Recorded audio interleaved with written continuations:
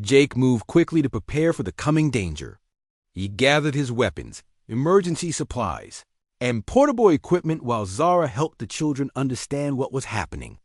The little ones could sense the fear and tension in the air, and their psychic abilities made them more frightened than normal children would have been. The 3 pirate ships landed at the main colony spaceport within hours of entering the system. Jake watched them through his long-range scanner and felt his stomach tighten when he saw their design. These were not ordinary trading vessels or transport ships. They were built for war, with heavy armor and weapon systems that could destroy. His entire settlement in minutes. Jake contacted Lisa to warn her about the new arrivals. Her voice was tense when she answered his call. "They are already here," she said. "The ship's captain is a human named Rex Kane. He says he is a licensed bounty hunter looking for escaped criminals. He has official papers that give him permission to search the colony." Jake cursed under his breath. He had hoped they would have more time to prepare, but the pirates had moved faster than expected. Worse, they had convinced the colony administration that they were legitimate law enforcement. "What kind of criminals is he looking for?" Jake asked, though he already knew the answer. "Alien smugglers and their cargo," Lisa replied. "He says they are carrying stolen goods and dangerous weapons. The colony administrator has given him full cooperation." Jake knew that Carl Brooks, the colony administrator, was corrupt and would help anyone who paid him enough money. The man had probably already received a bribe from the pirates in exchange for permission to search the settlement. "Stay away from them," Jake told Lisa. "Do not let them know you have been helping us." "Be careful, Jake," Lisa said. "These people are dangerous." Jake ended the communication and turned to Zara, who was holding her children close. Kira and Vex were pressing against their mother, trying to hide from the emotions they were sensing from the approaching danger. "We need to go underground now," Jake said. "The mining tunnels are our only chance." Jake had been working in the abandoned mine shafts for 3 years, and he knew every tunnel and chamber in the network. The passages extended for kilometers beneath the colony, and many of them were connected to natural cave systems that went even deeper into the planet's crust. He loaded his equipment onto a small transport cart and helped Zara and the children climb aboard. The entrance to the mine was hidden behind his shelter, concealed by a camouflage hatch that most people would never notice. The descent into the tunnels was dark and frightening for the children. Jake had brought portable lights, but the shadows seemed to dance and move in ways that made everyone nervous. Kira whimpered softly and reached out to touch Jake's hand, seeking comfort from his calmer emotions. Jake led them deep into the mine, following passages that twisted and turned through the rock. He knew where he was going, but the others had to trust him completely as they moved through the underground maze. After an hour of travel, they reached a large chamber that Jake had prepared as an emergency shelter. He had stored food, water, and medical supplies here over the past few months, along with communication equipment and weapons. "This is where we wait," Jake said as he helped everyone off the transport cart. "The rock above us is thick enough to block most scanners, and there are multiple escape routes if we need to run." Zara looked around the chamber with approval. Her alien eyes could see better in the darkness than human eyes, and she seemed to understand the defensive advantages of their position. "How long can we stay here?" she asked. "As long as we need to," Jake replied. "I have supplies for several weeks, and there are underground streams for fresh water." But even as he spoke, Jake knew they would not be able to hide forever. The pirates would eventually find them, and when that happened, they would have to fight above ground. The search had already begun. Jake could hear the sound of aircraft flying overhead, and his communication scanner picked up radio chatter from the pirate teams. They were being thorough and systematic, checking every building and shelter in the colony. Carl Brooks was personally leading the search teams to different areas of the settlement. Jake listened to the corrupt administrator's voice on the radio and felt his anger growing. The man was helping the pirates hunt innocent children for money. "We are looking for a Thylorean female and 2 juveniles," Brooks was saying. They are armed and dangerous. Anyone who helps them will be arrested for harboring criminals. Jake knew this was a lie designed to make the colonists afraid to help Zara and her children. The pirates were using fear and false authority to turn the entire settlement into their hunting ground. The first search team reached Jake's shelter before sunset. He watched them through his hidden cameras as they broke down his door and ransacked his home. There were 4 of them, all armed with military-grade weapons and wearing combat armor. The team leader was a scarred human with the look of a professional killer. He moved through Jake's shelter with the confidence of someone who had done this many times before. When he found no sign of the aliens, he began looking for clues about where they might have gone. "Check the mining equipment," the leader said to his team. "See if any of it has been used recently." Jake held his breath as the pirates examined his gear. If they found evidence that he had been in the tunnels, they would know where to look for the fugitives. But the pirates were not miners, and they did not understand the equipment well enough to read the signs correctly. After an hour of searching, they concluded that Jake's shelter was empty and moved on to the next building. Jake felt a moment of relief, but he knew this was only the beginning. The pirates would not give up easily, and they had the resources to continue searching for days or weeks. In the underground chamber, Kira and Vex were having trouble staying calm. Their psychic abilities were picking up the emotions of the searchers above, and the children were becoming more frightened as the danger grew closer. "I can feel them," Kira whispered to Jake. "The bad men are angry and hungry." Jake knelt down beside the little girl and took her small hand in his. "I know you are scared," he said, "but I will not let them hurt you. I promise." Vex crawled over to Jake and climbed into his lap, seeking comfort from the human who had become their protector. Jake felt the child's fear through their psychic connection, but he also felt something else: trust. The little boy believed that Jake would keep them safe. Zara watched her children bonding with Jake and felt a mixture of gratitude and sadness. She was grateful that they had found someone who would protect them, but she was sad that her mate was not there to see how brave and loving their children were becoming. "They accept you as their father," she said quietly. "In Thylorian culture, this is very rare. Children only bond with adults who prove themselves worthy of trust." Jake felt the weight of responsibility settling on his shoulders again. These children were depending on him to keep them alive, and he would not let them down. The radio chatter from above continued through the night as the search teams worked their way through the colony. Jake listened to their reports and began to understand their strategy. They were not just looking for the aliens. They were also trying to identify any colonists who might be helping them. When morning came, Jake knew that the real hunt was just beginning. The pirates had not found their prey yet, but they were getting closer. Soon, he would have to prove that his promise to protect these children was stronger than the pirates' desire to capture them. The next few days passed in a strange but peaceful routine. Jake learned more about Thylorian biology and culture than he had ever expected to know.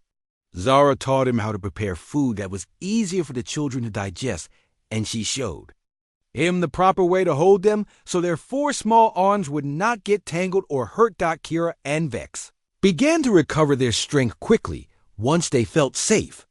They explored Jake's small shelter with the curiosity of normal children, though their psychic abilities made the experience unusual for everyone involved. Jake would sometimes feel their emotions mixing with his own thoughts, creating a strange but not unpleasant sensation. Kira was the braver of the 2 twins. She would approach Jake without fear and try to communicate with him using a mixture of her psychic abilities and the few human words she was learning. When she wanted his attention, Jake would feel a gentle touch in his mind, like someone tapping on his shoulder from inside his head. Vex was more cautious, but he seemed to understand that Jake was trying to help them. He would watch the human carefully and sometimes reach out with one of his small hands to touch Jake's arm or hand. When this happened, Jake would feel a wave of gratitude and affection that was clearly not his own emotion. Zara healed quickly, which she said was normal for her species. The wounds that had looked so serious when she first arrived were now just thin silver lines on her blue skin. She moved with a natural grace that reminded Jake of a dancer, though he could see that she was also a skilled fighter when she practiced her defensive movements. On the third day, Jake decided they needed help from someone he trusted. He contacted his friend Lisa Parker, who worked as a doctor in the main colony. Lisa was one of the few people who had always treated Jake with kindness, even during his darkest days after losing his family. "I need you to come to my shelter," Jake told her over the communication system. "I have some people here who need medical attention, but I cannot bring them to the colony." Lisa was quiet for a moment. "Jake, what kind of trouble are you in?" "The kind that involves helping people who have nowhere else to go," he replied. "Can you come?" "Give me 2 hours," Lisa said. "And Jake, be careful." When Lisa arrived at his shelter, she was carrying a medical bag and wearing the expression of someone who expected to find something unusual. But even she was surprised when Jake introduced her to Zara and the children. "These are Tylorians," Lisa said, staring at the alien family. "Jake, do you know what you have done? Harboring unregistered aliens could get you 20 years in prison." "They are refugees," Jake explained. "Pirates killed her mate and are hunting the children. I could not leave them to die." Lisa looked at Kira and Vex, who were hiding behind their mother, but watching the new human with curious eyes. Jake could feel their uncertainty through their psychic connection. They did not know if this new person was safe. "They are just children," Lisa said softly. Her medical training made her focus on their health rather than the legal problems. "Let me examine them." Lisa spent the next hour checking the health of all 3 aliens. She was amazed by their physiology and asked many questions about Thylorian biology. Zara answered patiently, though she kept watching the windows and doors for signs of danger. "They are recovering well," Lisa told Jake when she finished. "But the little one, Vex, has some kind of psychic exhaustion. I think the trauma of losing his father and running from the pirates has affected his abilities. Is it dangerous?" Jake asked. "Not if he stays calm and safe," Lisa replied. "But if he gets too frightened or stressed, it could cause problems for all of them. Thylorian children are psychically linked to their families. If one suffers, they all feel it." Jake felt a new weight of responsibility. He had thought protecting the children meant keeping them away from physical danger, but now he understood that their emotional state was just as important. "I will help you," Lisa said suddenly, "but we need to be very careful. If the colony administration finds out about this, they will take the children away and probably sell them to whoever offers the highest price." Jake knew she was right. The colony government was not known for its compassion toward aliens, especially valuable ones. The children would be treated as property rather than as people who need protection. Over the following days, Lisa visited regularly to check on the family's health and to bring supplies. She also taught Jake more about Thylorian psychology and the special needs of their children. Thylorian young ones need to feel secure before their psychic abilities develop properly. She explained, "If they are frightened or uncertain, their powers can become dangerous to themselves and others." Jake watched Kira and Vex playing with some simple toys he had made from mining equipment.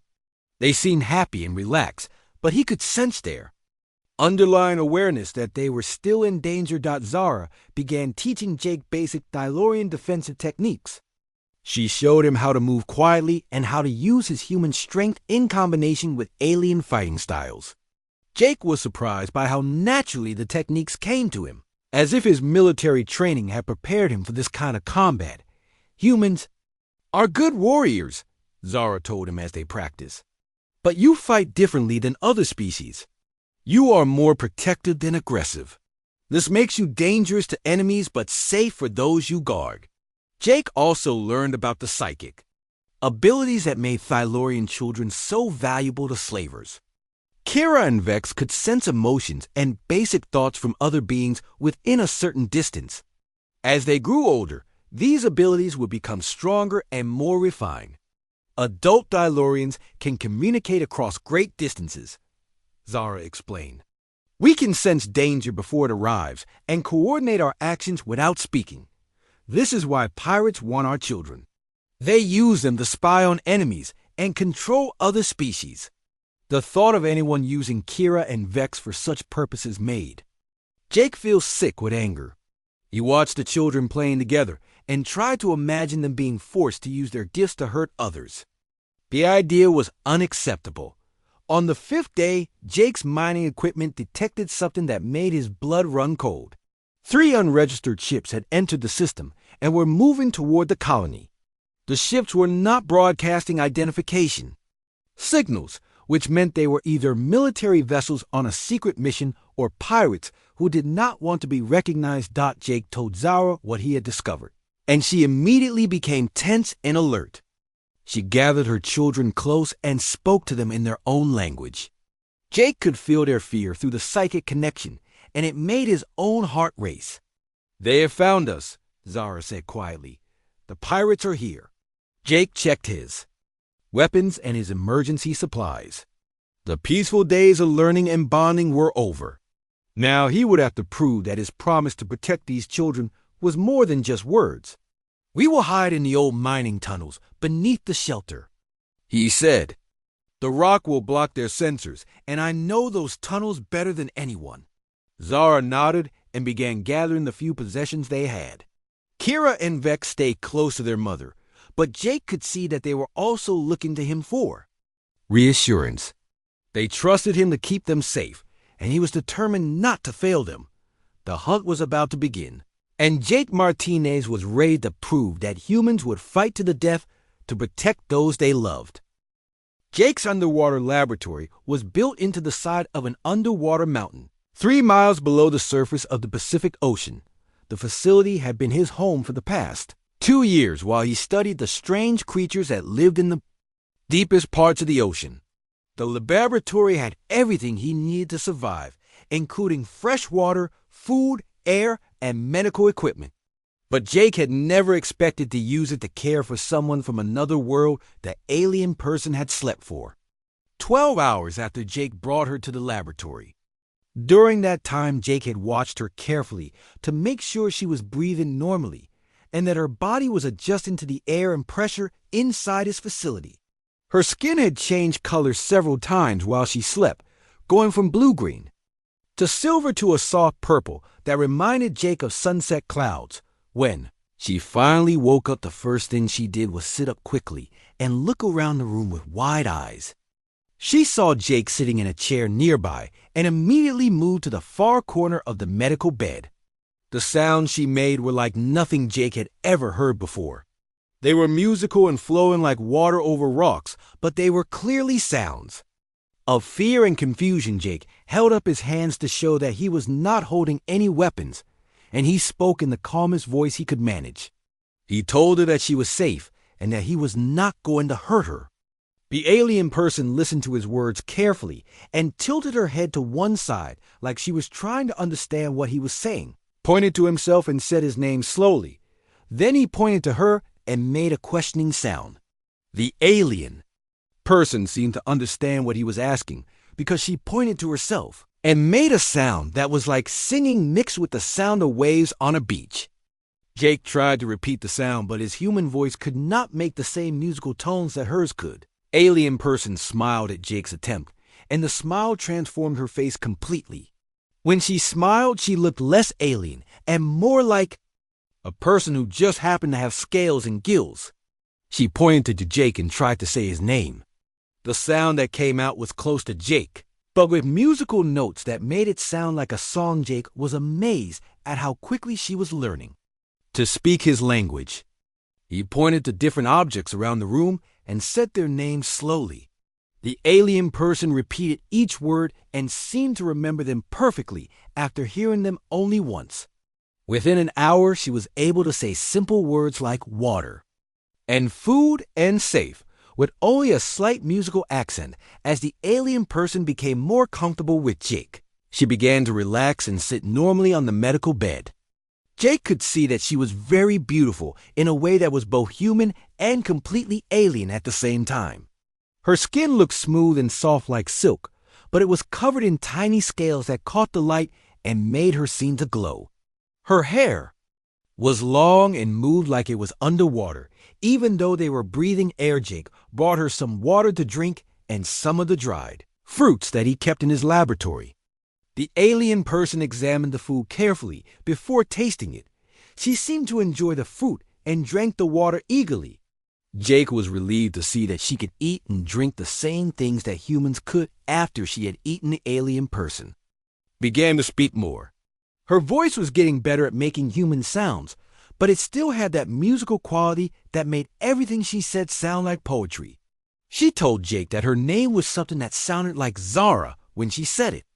In human speech, Jake decided to call her Zara because it was easier for him to say, and she seemed to like the way it sounded. Zara began to tell Jake about herself and where she had come from.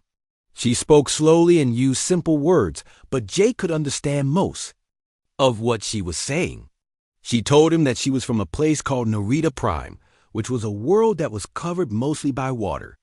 Her people lived in great cities under the ocean, and they had technology that was far more advanced than anything humans had ever created. Jake learned that Zara was not just any person from her world. She was a princess and the daughter of the ruler of one of the great underwater kingdoms on Narita Prime. She had been traveling in space when something went wrong with her ship and she had crashed into Earth's ocean.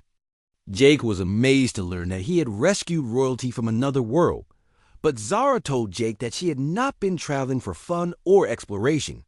She had been running away from her home because her father wanted her to marry someone she did not love.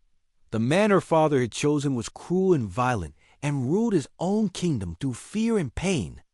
Zara had refused to marry him and had stolen a ship to escape to another part of the galaxy. Zara explained that most of the people in the galaxy thought that humans were primitive and dangerous. She said that other species avoided Earth because they believed humans were too violent and stupid to be trusted with advanced technology. But Zara told Jake that she was starting to think that the other species were wrong about humans. Jake asked Zara why she thought that, and she told him about what he had done when he found her. She said that most people in the galaxy would have been too afraid to help a stranger from another world. They would have stayed away and let her die rather than risk their own lives to save someone they did not know. Jake had not hesitated to save her, even though he had no idea who she was or where she had come from. He had risked his own life to pull her from the wreckage of her ship and had brought her to his laboratory to take care of her. Zara said that this kind of behavior was very rare in the galaxy and that it showed humans might be more advanced than other species thought. Jake was surprised to hear this because he had not thought of his actions as being anything special. He told Zara that any decent person would have done the same thing and that helping someone in trouble was just the right thing to do. But Zara shook her head and told him that most species in the galaxy had forgotten how to care about strangers. Zara explained that her people had laws about life debts and what happened when someone saved your life. She said that because Jake had rescued her from certain death, she now owed him a life debt that could only be repaid by granting him anything he wanted that was within her power to give. Jake told Zara that he did not want anything from her, that he had helped her because it was the right thing to do. He said that she did not owe him anything and that he was just happy that she was safe. But Zara insisted that the debt was real and that she would not be able to return to her people until she had repaid it. Jake asked Zara what kind of things she could give him, and she told him that as a princess of an advanced civilization, she had access to technology and knowledge that could change the world. She could give him weapons that could destroy cities or ships that could travel to other stars. She could give him knowledge of medicine that could cure any disease or machines that could create anything he wanted. But Jake was not interested in weapons or technology that could be used to hurt people. He told Zara that he was a scientist and that he was more interested in learning about the ocean and the creatures that lived in it. He wanted to understand how life worked and how he could help protect the environment of his world. Zara listened to Jake's words, and her large, dark eyes seemed to light up with excitement. She told him that she had an idea for how to repay her debt to him, but that she would need to think about it more before she could explain it to him. She said that what she was thinking about had never been done before and that it would require her to trust Jake completely. Jake told Zara that she could trust him and that he would help her in any way he could. He said that he wanted to learn more about her world and her people, and that maybe they could be friends. Zara smiled at this and told Jake that friendship between their two species might be possible, if humans could prove that they were worthy of it. As they talked, Jake began to realize that meeting Zara was going to change his life in ways he could not imagine. She was not just a person from another world, but a representative of an entire galaxy full of different species and civilizations. Through her, he might be able to learn things that no human had ever known before. But first, Jake had to figure out how to keep Zara safe and hidden from the people on the surface who might want to hurt her or use her for their own purposes. He also had to find a way to help her repair her ship so she could return to her people if she wanted to. Jake looked at Zara and saw that she was watching him with those deep ocean eyes. He realized that she was probably just as curious about him and his species as he was about hers. They were both taking a risk by trusting each other, but it felt like the right thing to do. The two of them sat in Jake's underwater laboratory and began to plan how they would work together to solve the problems they both faced. Neither of them knew that their friendship would soon change the course of history for both of their worlds. Jake Miller pushed the controls of his deep-sea submersible with steady hands as he descended into the dark waters of the Pacific Ocean. The metal hull creaked softly around him, while the pressure gauges showed numbers that would crush any normal person in seconds. But Jake was not worried about that right now, because he had done this dive 1,000 times before in his work as a marine biologist. The lights of his submarine cut through the black water like twin swords as he searched for the thermal vents that his research team had discovered last week. These underwater hot springs were home to strange creatures that lived without sunlight, and Jake needed to collect samples for his laboratory back on the surface. His mission was simple and routine, just like all the others he had completed over the past 5 years, but today would be different in ways that Jake could never imagine. The sonar system started beeping with a sound that Jake had never heard before. He looked at the screen and saw something falling through the water above him. At first, he thought it might be a piece of debris from a ship, or maybe a large piece of ice that had broken off from somewhere cold. But as the object got closer, Jake realized that it was moving too fast, and in a pattern that did not look natural. Jake turned his submarine around and started moving toward the falling object. His heart began beating faster as he saw that it was some kind of vehicle or craft that he had never seen before. It was shaped like a teardrop, but with strange curves and angles that seemed to flow like water. The surface was smooth and silver, but there were lights flickering all over in colors that hurt his eyes to look at directly. The craft was spinning as it fell, and Jake could see that parts of it were damaged.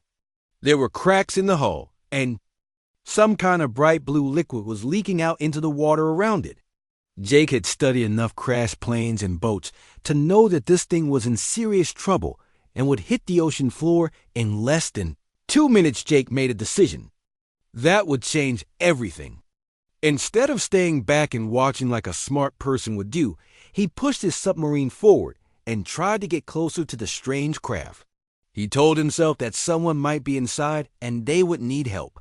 This was the kind of thinking that had gotten Jake into trouble before, but it was also the reason why he had saved 17 people during his career as a marine biologist. The craft hit the ocean floor with a sound that Jake felt through the hull of his submarine. Pieces of metal and strange materials scattered across the sandy bottom, while more of that blue liquid poured out into the water. Jake watched his instruments carefully as he approached, because he did not know if the craft might explode or release something dangerous through the clear dome of his submarine. Jake could see that there was a section of the craft that looked like it might be a cockpit or control room. There were more lights flashing inside, and Jake thought he could see movement. He positioned his submarine right next to the wreckage and turned on his strongest lights to get a better look. What Jake saw inside the craft made him forget how to breathe for several seconds. There was a person inside the craft, but it was not a human person. The figure was about the same size as a human, but the skin was covered in scales that changed color from blue to green to silver as Jake watched. The face was beautiful in a way that reminded Jake of pictures he had seen of mermaids, but the features were more alien and strange. There were gills on the neck that were opening and closing rapidly, and the eyes were large and dark like the eyes of a deep-sea fish. The person inside the craft was a female, and she was wearing clothes that looked like they were made from some kind of metal fabric that flowed like silk. There were jewels and decorations on the clothing that made Jake think this person was important, or maybe even royal. But right now she was not moving, and the blue liquid that Jake had seen leaking from the craft was filling up the space around her. Jake realized that the person was drowning in her own life support system. Jake had about 30 seconds to make a choice that would either save this strange person or kill them both. His submarine had an emergency airlock that was designed for rescuing people from sunken ships, but he had never used it on someone who was not human. He did not know if this person could breathe air, or if she needed the blue liquid to survive. But Jake could see that the person was dying right now, and doing nothing would definitely kill her. Jake activated the emergency systems and moved his submarine until the airlock was pressed against the damaged section of the strange craft. He put on his diving gear and opened the outer door of the airlock. The blue liquid rushed into the airlock chamber, and Jake had to fight against the current to reach the person inside the craft. Up close, the person was even more beautiful and strange than Jake had thought. Her skin felt smooth and cool like the skin of a dolphin, and her hair moved in the water like seaweed. Jake could see that she was breathing the blue liquid, but her gills were moving slower and slower, which meant she was running out of time. Jake wrapped his arms around the person and pulled her toward the airlock. She was heavier than he expected, and her body was completely limp, which made it hard to move through the water. Jake had to use all his strength to get both of them into the airlock chamber before the pressure from the blue liquid became too much. Once they were inside the airlock, Jake sealed the outer door and started the emergency procedures to drain the chamber. He watched the person carefully as the blue liquid was pumped out and replaced with air from his submarine. Jake did not know if this would kill her or save her, but he had to try something. The person's gills stopped moving as the last of the blue liquid drained away. For a terrible moment, Jake thought he had killed her by taking away the thing she needed to breathe. But then her chest started moving up and down, and Jake realized that she could breathe air just like a human. Jake carried the person into the main cabin of his submarine and laid her down on the emergency medical bed. He checked her pulse and breathing and found that both were strong and steady. Her skin was still changing colors, but now it seemed to be settling into a soft blue-green shade that reminded Jake of tropical water. Jake looked at the person he had just rescued and tried to understand what had just happened. He had pulled someone from what was clearly not a human vehicle, and that someone was definitely not human either. Jake had just made first contact with an alien being, and he had done it by accident while trying to save her life. The person's eyes opened, and Jake found himself looking into pupils that were large and dark like the depths of the ocean. She looked at Jake with an expression that seemed confused and maybe a little frightened. Then she tried to speak, but the sounds that came from her mouth were like nothing Jake had ever heard before. They were beautiful sounds like singing or music, but they were not words in any language that Jake knew. The person seemed to realize that Jake could not understand her because she stopped making the sounds and just looked at him with those deep ocean eyes. Jake pointed to himself and said his name, slowly and clearly. The person listened carefully and then pointed to herself and made a sound that was like water flowing over stones. Jake tried to repeat the sound, but he could not make his voice do what hers could do. The person smiled at Jake's attempt, and the smile was so beautiful that Jake felt his heart skip a beat. Then she closed her eyes and seemed to fall asleep, or maybe she was just resting after her ordeal. Jake looked at the sleeping alien person and realized that his life had just changed forever. He had rescued someone from another world, and now he had to figure out what to do next. Jake started his submarine and began the long, journeyed back to the surface while he tried to think of how he was going to explain this to anyone. But first he had to make sure that the person he had rescued was going to be okay, and that meant getting her to his underwater laboratory, where he could take better care of her. Jake had saved her life, but now he had to figure out how to communicate with her and what she would need to survive in his world. Submarine rose through the dark water toward the light above, while Jake watched over his unexpected passenger and wondered what kind of person he had rescued and what she was doing in Earth's ocean. The great chamber of the Galactic Council on Nexus Station hummed with tension as representatives from dozens of species gathered to discuss what many were calling the most controversial union proposal in recorded history.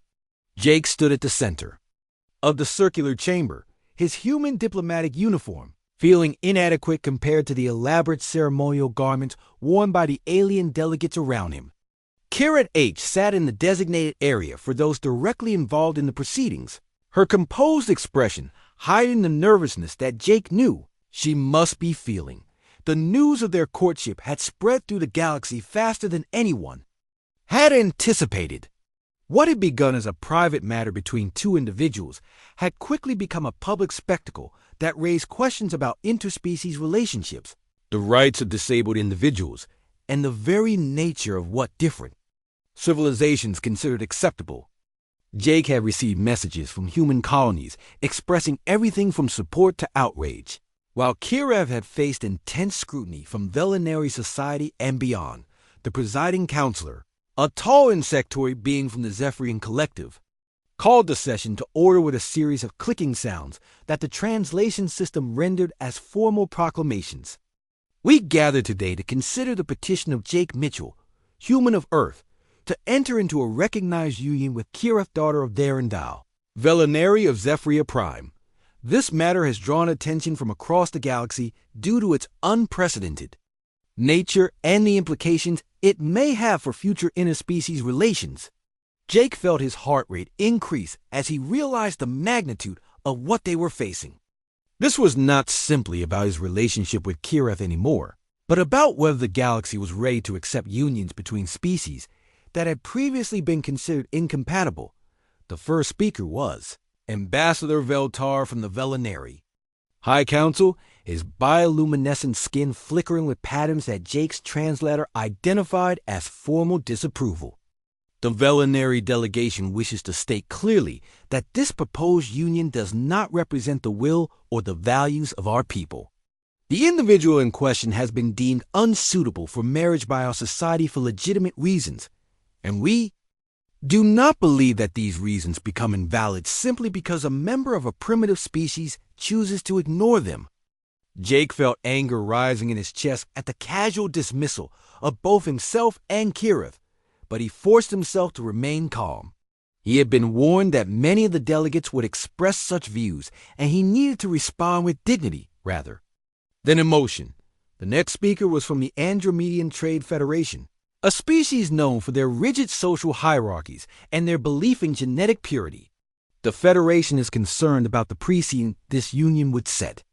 If we begin to recognize marriages between species with fundamental biological and social incompatibilities, we risk undermining the stability of established civilizations throughout the galaxy. Similar statements followed from representatives of the Rigelian Empire, the Centauri Republic, and several other major powers. Each speaker raised concerns about the wisdom of allowing such unions, the potential for social disruption, and the question of whether individuals who were rejected by their own species should be permitted to find acceptance elsewhere. Jake listened to each criticism with growing frustration, but he also noticed that not all the delegates seemed convinced by the arguments being presented.